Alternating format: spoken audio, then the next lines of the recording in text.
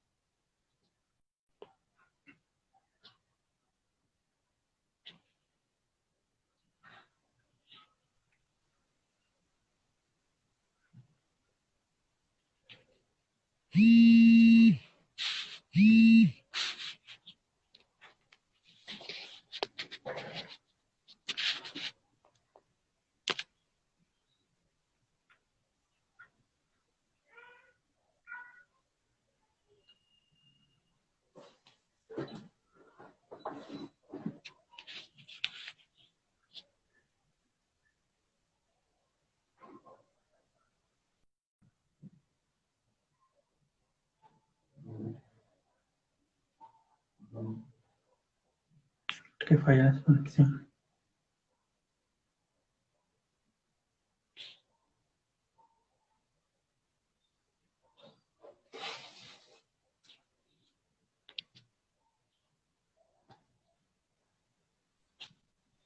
Ahora Profesor sí. Gustavo, buenas tardes. Hola, ¿cómo estás? ¿Cómo te va? ¿Estás bien? Sí, profesor, disculpe más bien la demora, hemos tenido un problema con unos temas de internet que está un poco Tranquilo. lento. Queríamos Está hacerle, complicado. agradecerle por la entrevista, por haber extendido un poco de su tiempo para hablar un poco de fútbol, un tema que un poco compete mucho a la gente hoy en día. Profesor, dígame, usted está trabajando ya con el Santiago Wander de Montevideo. No, Santiago Wander es de Chile. Santiago Wander, Montevideo Wander. Santiago Wander es Montevideo, de Chile.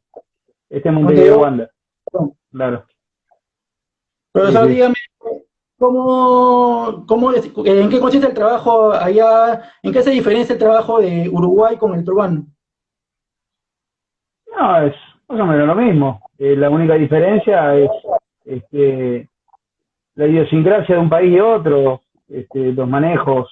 Pero el fútbol es el mismo, en realidad el fútbol es el mismo, no hay mucho misterio en eso, ¿no?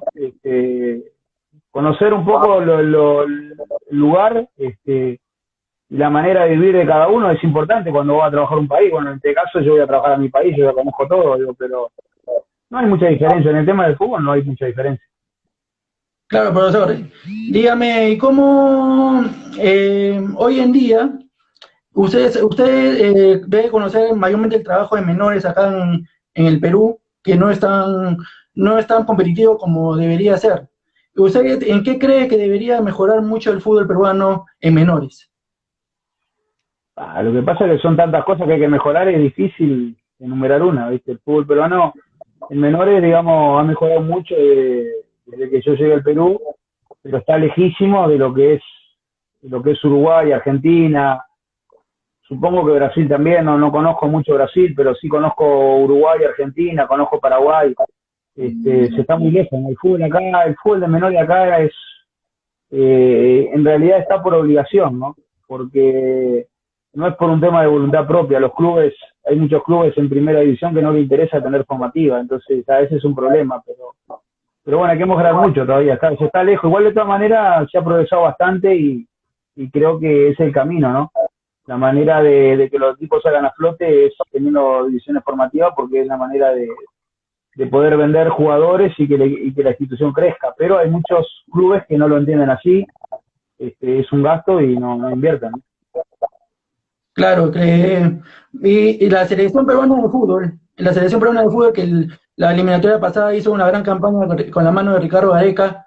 ¿En qué crees que se diferenció a las demás selecciones que estuvieron muy por debajo del nivel que podían haber mostrado? Bueno, yo mira, yo creo que la selección del 97 tuvo todos los méritos para haber podido ir al Mundial, pero no tuvo la suerte que tuvo esta selección de que le den los puntos de Chile y varias cosas más que sucedieron, aparte del buen rendimiento también, porque el buen rendimiento tuvo, digo, pero yo no quiero desmerecer lo que pasó en el 97. Yo esa eliminatoria la vi completa y me pareció una gran selección y quedaron afuera por goles y no tuvieron ningún tipo de ayuda, entre comillas, digo, porque, como te digo, no hay que quitarle mérito a lo que hizo ahora la selección, pero hay que reconocer de que si no hubiera pasado lo de los puntos de Chile y bueno, después todas las cosas que pasaron, los resultados que se dieron y en la selección, en la eliminatoria pasada fue todo lo contrario, la selección no tuvo esas posibilidades, esa suerte, como quieras llamarle, de que se le dieran los resultados. A esta selección se le dieron todos los resultados, se le dieron los puntos contra Chile, Ospina desconcentrado y tocó la pelota en el tiro libre, o sea, se dieron cantidad de situaciones que la otra eliminatoria no había tenido esa posibilidad Perú, ¿no? Pero, como te digo, yo no quiero desmerecer esa generación que creo que fue muy buena y muy importante, ¿no? Claro, es una selección que fue una buena camada de jugadores, habían en ese tiempo de 97, como Chorriano Palacios, estaba lo que podría haber hecho también algunos jugadores como Valerio, eh, también Sí, tenían a Yulín, jugadores que verdaderamente dejaran, sino que por una cuestión de repente de un partido que perdieron por una goleada de 4 goles, lamentablemente no llegaron a un mundial.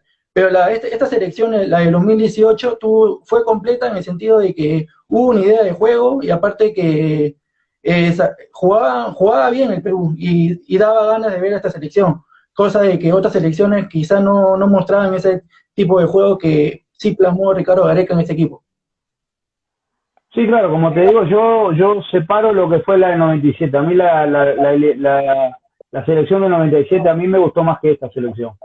Reconozco eso, digo, a mí me gustó más, me pareció mucho más pareja en jugadores, el juego también era un muy buen juego hacía y lo hizo durante toda la eliminatoria pareja, ¿no?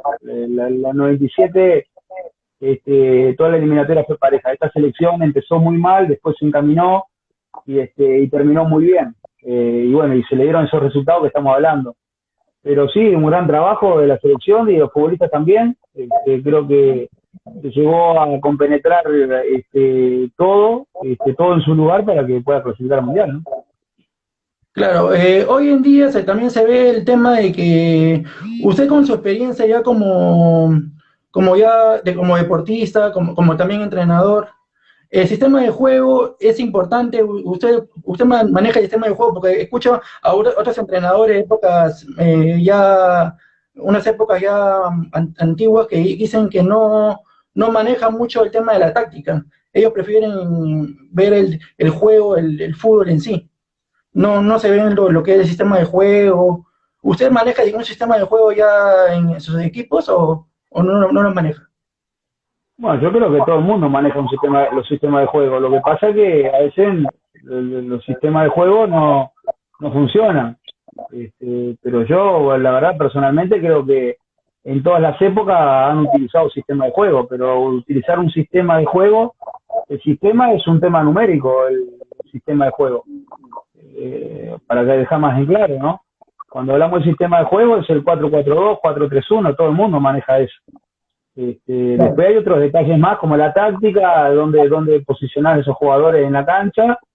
Digo que ahí empieza un poquito más la parte más compleja.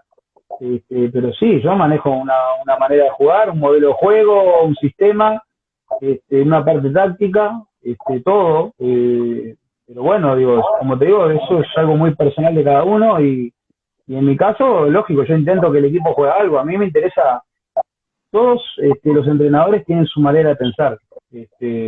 Y yo personalmente creo que la mejor manera de conseguir resultados es mediante un modelo de juego y una manera de jugar, como quieras llamarle, ¿no?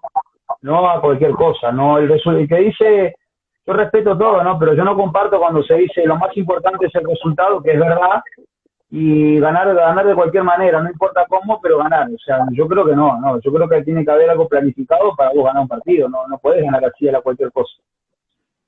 Claro, claro, profesor. Y también otra cosa que le quería preguntar, usted ya como deportista, es deportista, ahora entrenador, ¿usted tenía algún jugador que hubiese gustado ser como él, como un referente? Porque hay unos jugadores que sí mencionaban que tenían un referente en el arco, por ejemplo, o de repente como jugador de medio campo, de volante. ¿Tenía un jugador como modelo? Sí, yo tengo a Eduardo Belsa, fue el arquero que yo siempre me fijé y el arquero de chiquito que era mi ídolo, ¿no? Este es un arquero uruguayo. Después no tuve un arquero. Yo generalmente nunca miré a una persona en especial, ¿no? O sea, miro a todos y de todos saco cosas importantes, pero el único ídolo que tuve fue ese arquero de mi niñez y después he visto muchísimos arqueros, ¿no? Que son buenos y que tienen cosas para sacarle y para poder aprender de ellos, ¿no? ¿Cuáles son las cualidades, profesor, que debe tener un arquero de fútbol profesional? Cualidades, lo que yo considero que tiene que tener como cualidades, más allá de que de repente hay excepciones, tiene que tener una talla importante. Cuando digo una talla importante, 1,85 para arriba. No digo que sea imprescindible, estoy diciendo de las situaciones que son importantes. Imprescindible es tener manos, sin brazos no puede atajar, eso ya lo tengo clarísimo. Pero lo Claro. importante creo que tiene que tener una buena talla, tiene que tener buena elasticidad, tiene que tener fuerza, tiene que ser rápido. Esas son situaciones, y en el tema mental, que es lo más importante, tiene que ser una persona que se sepa reponer rápidamente de los errores y que no les afecte psicológicamente y que no lo tire abajo, ¿no? Porque un arquero tiene que estar siempre a tope en el tema mental y más allá de que pueda recibir algún gol por culpa al 100% de él, tiene que reponerse rápido y esa parte mental está por encima de la parte física en el arquero y bueno, en todas las profesiones, pero en el arquero mucho más todavía, ¿no? Claro, profesor. Y usted ya como también como entrenador de fútbol, también como jugador de fútbol, eh, uno de las eh, uno de los temas acá en Perú es que no se trabaja mucho en menores hoy en día. Eh, ¿Usted piensa que acá en el Perú hay formadores? ¿Hay buenos formadores? ¿O hoy en día carece el Perú de formadores y es por eso que no tiene resultados en menores? Y bueno, sí, yo creo que carece formadores. No, sí, no digo que no haya, pero si vemos un porcentaje de la cantidad y los que realmente son formadores son pocos, ¿no? Lo que pasa es que el tema de la formativa es complicado, ¿sabes por qué? Porque lo que se meten en formativa a la larga siempre quieren estar en primera división, lo toman como un escalón para llegar al fútbol profesional y bueno, yo creo que eso tiene que ser por vocación también, ¿no? El tema de trabajar en menores, porque si no sirve. Pero bueno, como te digo que hay pocos, también hay algunos que son buenos y bueno, también hay personas que están preparadas para ello, ¿no? Pero hay otros tantos que no. Claro, la idiosincrasia también, en tanto en el Perú como en Uruguay, es totalmente distinta, ¿no? Se manejan diferentes.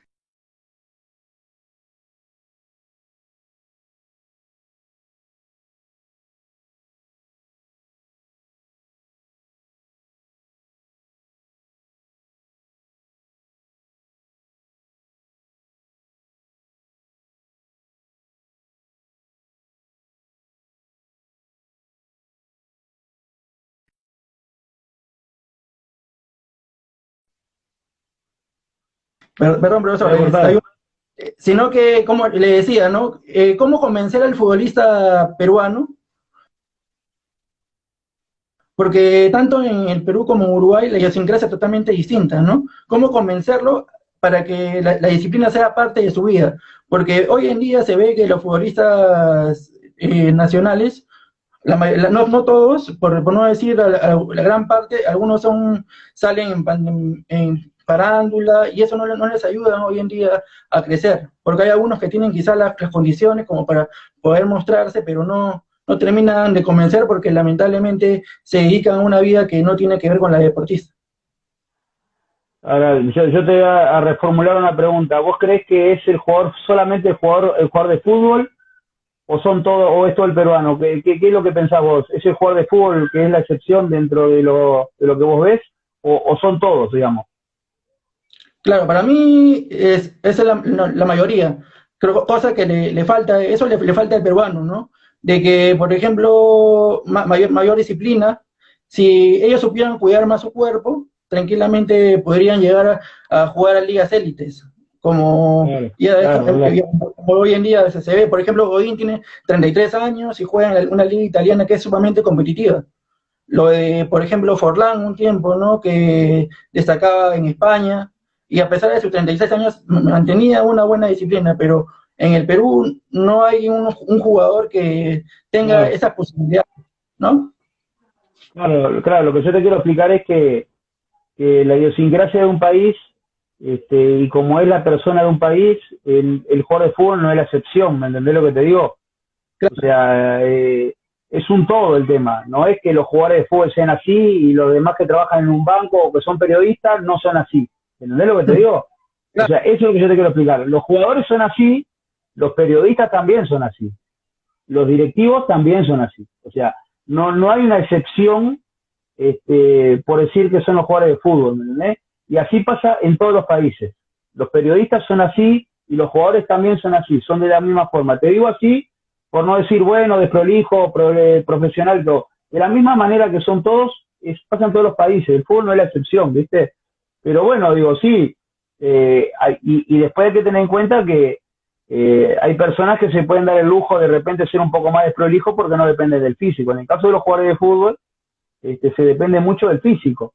Entonces, de repente, vos que sos periodista, podés darte el lujo de repente ser más desprolijo en algunos aspectos porque no te va a afectar tanto porque no utilizas tu físico. Lo tuyo es la cabeza, es estar pensando, estar hurgando y todo eso. Pero en el caso de jugar al fútbol, sí, el físico es fundamental. Entonces, si vos no te cuidás, te va a pasar factura indefectiblemente. Y bueno, eso es algo que en el caso del futbolista tiene que aprender y entender de que la carrera es cortita y el físico de repente a edades tempranas, cuando sos joven, no lo sentís tanto, pero después que llega una avanzada edad, digamos, se empieza a pasar toda la factura, ¿viste? Pero sí, es un tema a luchar eso y a tratar de que se empiece a cambiar de una vez para que el futbolista entienda, ¿no? Que vive del físico y que tiene que estar bien cuidado y hacer todo lo que debe para poder rendir mejor, ¿no? claro, profesor. También otra de las preguntas que quería hacer, ¿no? Sobre su paso por segunda división, ¿no? Usted estuvo 2 años, por 2 años estuvo cerca de ascender a la primera división con el Liceo Atlético de Sullana y con el Cienciano del Cusco. Dígame sus experiencias que tuvo en la segunda división y cuáles son las experiencias positivas que tuvo dentro de esos años como director técnico de Cienciano y de Sullana. Sí, 2 años muy buenos, más allá de no haber logrado el ascenso, pero creo que se hicieron las cosas bastante bien, igual algunas cosas hay que corregir porque evidentemente por algo no se ascendió, pero el fútbol es un deporte que son muchas piezas de rompecabezas, ¿no? Son muchas piezas que tienen que estar unidas y, este, y mancomunadas para que se pueda lograr el ascenso. Pero fueron 2 años preciosos, digo, en el plano futbolístico y deportivo, porque la verdad se logró conjuntar las piezas, digo, no armar plantel, porque yo no armé ninguno de los dos planteles, pero sí teníamos dos buenos equipos, con buenos futbolistas, buenas personas, fue una experiencia muy buena, digo, bien. Una lástima que no haya podido conseguir el ascenso, digo, porque creo que por lo que habíamos hecho todos los partidos, por el año que tuvimos, lo hubiéramos merecido, pero el fútbol a veces no tiene merecimientos y a veces los resultados no condicen. Yo personalmente creo que el resultado que condecía y que merecíamos era el ascenso, pero bueno, no se dio, hay que tratar de seguir trabajando y bueno, ojalá que se pueda dar a la brevedad en el momento que me toque otra vez, ¿no? Claro, profesor. Usted también usted también jugó en Colombia y también jugó en Chile, ¿no? cuéntenme un poco sus experiencias que tú tuvo usted como jugador en esos países y si hay alguna diferencia de repente en físico, técnico, el chileno con colombiano y con el peruano. Bueno, físicamente sí, ¿no? El colombiano me parece que es el futbolista de estos tres lugares donde físicamente son muy buenos, ¿no? Están muy desarrollados, trabajan bien. La parte física, aparte, es muy notoria, ¿no? Creo que es fácil de deducir, ¿no? El jugador ecuatoriano y el colombiano, vos viste que físicamente son mucho más preparados, ¿no? Aparte también viene un tema ya de la genética de ellos, ¿no? En Colombia yo me encontré con un fútbol muy competitivo, el fútbol interno, yo siempre digo que el fútbol interno del lado del Pacífico me parece de los más competitivos, ¿no? Después Chile también me gustó mucho, digo, por el tema de la infraestructura, digo, yo fui hace muchos años y ya había una gran diferencia con el resto de los países, muy bien armado todo, los clubes teniendo sus campos de entrenamiento, los estadios muy bonitos. La verdad que fue una linda experiencia en esos países. Y en el Perú, digo, yo creo que se ha superado un montón también, ¿no? Porque de la Claro. época que uno vino a esta época, hoy los estadios han mejorado mucho, las canchas también, ya los clubes también se han preocupado por algunos por tener su complejo deportivo, no son todos, pero sí algunos, y bueno, yo creo que en términos generales se han superado todo, ¿no? Pero la parte física sí, yo creo que el futbolista colombiano está un pasito por encima, digamos, de estos dos países, porque también la genética los ayuda mucho, ¿no? Son chicos que ya vienen de generaciones anteriores que la siguen ellos heredando y que, bueno, que con muy jóvenes, vos los físicos parecen ya personas adultas, ¿no? No solamente se ve eso en los equipos, los clubes colombianos, ¿no? También se ve también en las divisiones menores de las selecciones colombianas. Son muy fuertes, son muy rápidos para la edad que tienen y para que, como usted lo dice, ¿no? Son jugadores que parecen ya profesionales completamente, porque por el mismo tamaño que tiene, por la misma contextura, por la misma fuerza que Claro. emplean, pero el peruano en ese sentido es un poco más técnico que ellos, ¿no? Ese más, le gusta tener un poco más de posición de pelota. En cambio, el colombiano es un jugador ya más físico, un poco más completo en ese sentido, porque hay jugadores colombianos que de 16, 18 años ya están jugando en ligas europeas, cosa que acá en el Perú lamentablemente no, hay muy pocos jugadores peruanos que a los 16, 18 años ya están mostrando su fútbol en el exterior. Y eso hay que mejorar mucho a mi modo de ver. Sí, claro, no, sí, es verdad. El futbolista colombiano físicamente es bueno, también es bueno técnicamente, pero el futbolista peruano, lógico, siempre se caracterizó por la técnica, el futbolista peruano, ¿no? Siempre lo tuvo de toda la vida. Si vos ves las selecciones anteriores de la época victoriosa del fútbol peruano, de los 70, de los 80, cuando iban a los mundiales, que fueron ahí bastante seguidos, el fútbol atildado y la buena técnica siempre la han tenido. Y después, bueno, sí, ese tema de tratar de ir al exterior primero y después consolidarse, porque una cosa es que vos puedas ir al exterior, este, que vos puedas tener la posibilidad de jugar afuera del país, y la otra es que juegues, que te consolides y que te mantengas, porque son dos situaciones diferentes, no vos podés ir que afuera, como le ha pasado a Claro. muchos futbolistas peruanos que van y vienen y van y nunca se consolidan en ningún lado, digo, eso tampoco es bueno, digo, porque, bueno, económicamente de repente tal vez puedan hacer alguna diferencia, lógicamente, pero en el plano futbolístico para la selección no sirve, ¿no? Porque sirve que futbolistas que vayan a España, que vayan a Inglaterra o que vayan a Grecia y que tengan la continuidad necesaria, porque ahí es donde realmente se empiezan a formar bien y empiezan a ser jugadores de nivel. Y bueno, eso es un tema, sí, lógicamente que falta y que, bueno, el jugador peruano cuando sale del país tiene que saber que tiene que ir a triunfar y no estar pensando en volver y regresar rápidamente, ¿no? Claro, sobre todo cuando son jóvenes, ¿no? Cuando son jóvenes tienen el futuro por delante, ¿no? Tienen una infinidad de equipos donde se pueden consolidar tranquilamente y es cuestión también de lo que usted hablaba al comienzo de la entrevista, ¿no? La parte mental. Si la parte mental del futbolista no está bien capacitada, por más técnica o cualquier cosa que pueda tener, no se va a complementar porque es fundamental, usted mencionaba lo que es la mentalidad, ¿no? Sí, claro, totalmente, porque aparte, digo, si bien todos jugamos por dinero, el tema económico es muy importante, pero una persona que se pone límites, lógicamente no va a pensar en logros deportivos, solamente con el tema económico ya se conforma, y eso es algo que no es así, por lo menos yo no lo veo así, ¿no? Vos podés ganar dinero, pero el logro deportivo y el reconocimiento es lo que te queda en definitiva, ¿no? Los logros deportivos, el reconocimiento, el prestigio, es lo que te va a quedar para toda la vida. El dinero no te va a quedar para toda la vida, pero el prestigio, el reconocimiento, que la gente te reconozca, que te tenga siempre en mente de que fuiste un buen futbolista y un gran profesional, eso te queda para toda la vida y bueno, muchos jugadores no lo entienden, ¿no? No lo entienden porque se nublan con el tema económico y bueno, se quedan con ello, pero sería bueno que sean más ambiciosos, y no hablo del tema económico, ¿no? Sino que en el tema de logros deportivos. Claro, profesor. Y cuénteme un poco su parte, ya, usted ya como ya entrenador, ya usted ha pasado también como jugador, ¿algún entrenador que le haya marcado en su época como futbolista? ¿Ha tenido algún entrenador que haya dicho, este entrenador me cambió prácticamente la vida en el sentido de que por sus ideas de juego, por la forma como transmite acá en los partidos o algo por el estilo?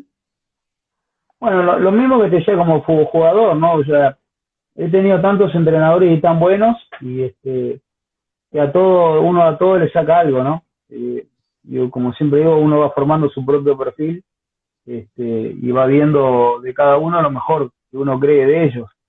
Pero sí, yo qué sé, ya lo he hablado más de una oportunidad, el tema de Paulo Autori para mí fue uno de los entrenadores que más me gustó, digo, por la manera como se manejaba, y no solamente cómo trabajaba, sino cómo se manejaba, ¿no? En la interna, con los futbolistas, con la prensa en términos generales, con el directivo.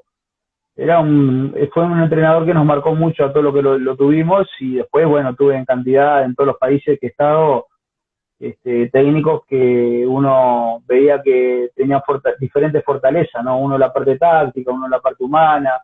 Entonces ahí le vas quitando a todos algo, y algo que te quede para que vos, cuando seas entrenador, como en mi caso, poder manejar esas situaciones y poder adquirirlas también, ¿no? ¿Usted ya tenía bien claro cuando ya era futbolista, cuando era que iba a ser entrenador? Ya, ¿usted tenía bien claro que iba a ser entrenador? Sí, sí, yo desde los 20 años yo ya sabía que iba a ser entrenador. Yo de los 20 años ya quería ser entrenador, o sea, recién empezaba mi carrera, y yo sabía que en el momento que me retire iba a seguir en el fútbol, iba a ser entrenador. En ningún momento yo dudé que iba a ser ni empresario ni periodista, yo quería ser entrenador. Que después en otro momento de mi vida me involucre en otra, en otra situación, en otro rubro, digamos, lo puedo hacer, digo, pero yo desde los 20 años yo sabía que iba a ser entrenador porque es lo que quería, ¿no? Después, con el transcurso de los años, vos vas o reafirmando eso o vas modificándolo, ¿no? En mi caso lo seguí reafirmando año a año, digo, porque cada vez que tiene un entrenador, me gustaba el hecho de lo que hacía, y bueno, sabía que cuando me retirase iba a estar en esa función, digo, porque era lo que me apasiona, lo que me gusta, es la vocación que tengo, ¿no? Claro, profesor. Y para ya terminar la entrevista, profesor, usted dígame, a una diferencia que desde que usted se fue de Uruguay, cuando era futbolista en 84, que jugaba en el Cerro, a la que ya está actualmente, ¿hay alguna diferencia en la infraestructura, de acuerdo a los equipos? En todo, de esa época hasta ahora el fútbol evolucionó un montón en todo sentido. En el tema logístico, en infraestructura, en la parte táctica, en los sistemas de juego, en las maneras de jugar, en las modalidades de jugar, modelo de juego, como quieras llamarle, ¿no? En todo se ha superado un montón. O sea, ha cambiado muchísimo el fútbol, y ahora en estas épocas está la tecnología, que también que está a la vanguardia, este, eh, ¿cómo es? En el fútbol de hoy. Se ha superado en todo, ¿no? La verdad que son tantos años, y viste cómo evolucionan los celulares, cómo evolucionan los carros, todo evoluciona, y la parte y el fútbol también evolucionó un montón, ¿no? En todos aspectos, y por eso hay que siempre tratar de estar actualizado, digo, porque todos los años uno descubre cosas nuevas, ¿no? Metodologías nuevas, y bueno, uno tiene que estar a la vanguardia, porque el fútbol cómo la vida evoluciona velozmente, ¿no? Uno de los seguidores nos pregunta, profesor, un saludo para el profesor Gustavo Roverano. Me gustaría saber cómo encontró la segunda división de Perú, a la cual dirigió entre 2009 al 2013. Sí, bueno, se podría decir del 2009 hasta a esta parte, ¿no? Porque Hasta hoy 2020. dice, claro, sí, porque yo ya he dirigido, yo estuve ahí el 2013, el 2009, fueron donde yo empecé, dirigí ahí de San Marcos y Copsol, de esos 2 años que están diciendo ahí, y bueno, después me pasó lo de Cienciano y lo de Suyana. Este, en los sistemas de campeonato no ha evolucionado mucho, ¿no? No ha evolucionado tanto en los sistemas de realizar los torneos. Este, se podría decir de que ha evolucionado en el tema de las reglas, en el sentido de que hoy se suman los minutos sub-20. En ese momento eran jugadores que creo que eran un jugador que tenía que haber, o 2 jugadores sub-20 dentro del campo, algo así. Hoy ya los minutos son mucho más estrictos. No sé si se ha evolucionado, pero se ha cambiado un poco, ¿no? Digo, el tema de los sub-24, que no estoy de acuerdo, yo en parte, ¿no? Yo no estoy de acuerdo con el tema de los sub-24. El tema sub-20 sí, estoy de acuerdo que de repente pongan unos minutos sub-20, pero poner, como ha pasado estos últimos años, 4 jugadores sub-24 en el campo, implica de que vos tengas que estar preocupado en el banco de suplente de no errarle en los jugadores que ponés y sacás, más que en mirar el partido, ¿no? Es algo que me parece a mí que no va, y aparte yo creo que no debería haber edad para jugar al fútbol, ¿no? O sea, sino rendimientos, ¿no? O sea, no me parece lo del tema del sub-24. El tema del sub-20 yo sí estoy de acuerdo, incluso en la primera división también estoy de acuerdo, mientras tanto no pasemos los límites de los minutos, que no seamos en exceso poner minutos sub-20, pero sí estoy de acuerdo. Pero el tema sub-24 sí, no, nunca me gustó a mí el tema de la segunda división. La verdad que a veces se critica cuando un entrenador pierde los puntos porque tenía un jugador de menos sub-24 o algo de eso, pero también hay que estar ahí, ¿no?